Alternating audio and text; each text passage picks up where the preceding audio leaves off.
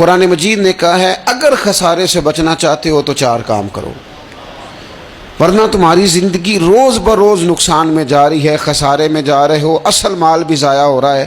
یہ 4 باتیں اگر تم اپنے اندر پیدا کرنے میں کامیاب ہو گئے تو تم خسارے سے بچ گئے۔ کون کون سی؟ الا الذین آمنوا، ایمان لاؤ، پختہ ایمان، یقین کامل کی دولت، یؤمنون بالغیب، غیب پر ایمان، طاقتور قسم کا ایمان، ایسا ایمان کہ جو انسان کو اتنا پختہ کر دے کہ اس کے لیے نیکی کے راستے پہ چلنا آسان ہو جائے اور بدی سے خود بخود اس کی طبیعت چاٹ ہونے لگے۔ پختہ ایمان ہو، مضبوط، وعاملوا الصالحات، اور پختہ ایمان کے بعد پھر اعمال صالحہ سے اپنے آپ کو آراستہ کرو، تمہاری زبان سچ بولے، تمہاری آنکھیں شرم و حیا والی ہوں، تمہارا وجود جب بھی قبول کرے رزق حلال ہی کو قبول کرے، سوچیں ستھری ہوں، نظریات پاکیزہ ہوں، طبیعت خیر خائی والی ہو، کسی کے لیے اچھے جذبات رکھتے ہو،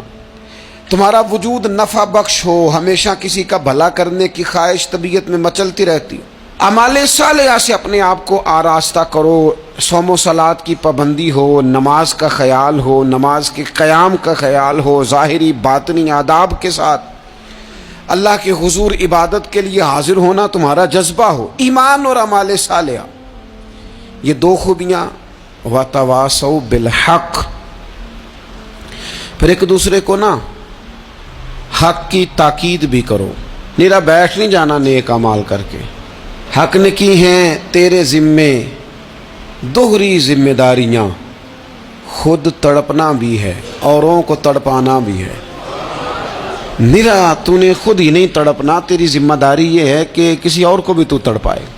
وتواصوا بالحق، تاکید حق کرنی۔ ہمارے اندر نا ایک بہت بڑا مسئلہ ہے، 2 حکم ہے شریعت کے، ایک ہے امر بالمعروف، ایک ہے نہی عن المنکر، نیکی کا حکم دینا اور برائی سے منع کرنا۔ میں نے دیکھا ہے کہ بڑی کمزوری پائی جاتی ہے، نیکی کی بات لوگ پھر بھی کر لیتے ہیں لیکن نہی عن المنکر، کسی بندے کو برائی سے روکنا، منع کرنا، طبیعت ہوتی ہے گڈ بک میں رہنے کی، مزاج ہوتا ہے سب کی آنکھوں کا تارا بننے کا، اپنے گھر کے اندر بھی اتنی جرت کا مظاہرہ نہیں کرتے کہ غلط کو غلط کہہ سکیں، حق بات کی تائید کر سکیں، طاقت ہی نہیں ہوتی۔ ایسی عجیب سیاست سکھا دی گئی ہے کہ ہر شخص ایک عجیب رنگ میں اپنی زندگی بتانا چاہتا ہے۔ قرآن مجید کہتا ہے خسارے میں چلے جاؤ گے اگر کلمہ حق تمہاری زبان پر نہیں آتا، اگر کلمۃ الحق ادا کرنے کی تمہارے اندر طاقت نہیں ہے تو تم نے ضائع کر دیا سارا وقت، حاصل کیا کیا؟ کہیں اگر اپنی برادری، اپنا قبیلہ، اپنا خاندان کسی موقع پر غلط ہے اور سامنے کوئی قبیلہ ٹھیک ہے تو آپ تائید کریں سامنے والوں، آپ کے اندر یہ اخلاقی جرت ہونی چاہیے کہ غلط کو غلط کہہ سکیں اور صحیح کو صحیح کہہ سکیں۔ نبی اکرم علیہ السلام نے فرمایا تم میں سے جو برائی دیکھے وہ چاہیے اسے کہ وہ ہاتھ سے بدل دے، مظاہرہ کرے جرت کا کہ میں نہیں ہونے دوں گا، اور فرمایا اتنی طاقت نہ ہو تو زبان سے ہی کہہ دے، اعلان کرے برائی کے خلاف، اور فرمایا یہ بھی نہ کر سکے تو دل میں ہی برا جان لے، ذالک اضعف الایمان، یہ کمزور ایمان کی علامت ہے۔